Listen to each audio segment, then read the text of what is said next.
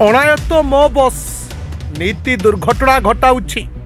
मंत्री कथा मानुनी कि बस बेपरुआ गाड़ी चालना दुर्घटनार कारण कि केते जीवन नेला परे चेतिबे सरकार।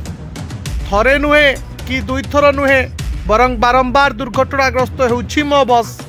बारंबार दुर्घटनाग्रस्त बापर सरकार बस स्पीड नियंत्रण करने को निष्पत्ति नेले। निष्पत्ति अनुसार बस स्पीड 40 किलोमीटर धार्य है, किंतु यह परे दुर्घटना कमिबो कौन बरं बढ़ीगला। प्रथमे नंदनकानन पाखरे जड़े नाबालिका मो बस चढ़ी जीवारु घटनास्थल में मृत्यु होता। उत्तेजना वृद्धि पाइबा परे ड्राइवर गिरफ होते। परे परे कटक रे परिवा बेपारी को धक्का देथिला बस। अवश्य परवर्ती समय क्रूड पक्षरु एने सीसीटीवी फुटेज दिया जाई कुआଯାଇଥିଲା एथिरे बस रो किछि भूल नाही। हेले गतकाली रात्रि पात्रपड़ा मो बस धक्का जड़े महिला जीवन जीवा परे एबे मो बस को नहीं प्रश्न उंकी मारुछि। पात्रपड़ा सीरीज दुर्घटना घटाई खसी पड़ाउथबा बेले बस चालकों को मारी बसिथिले लोके।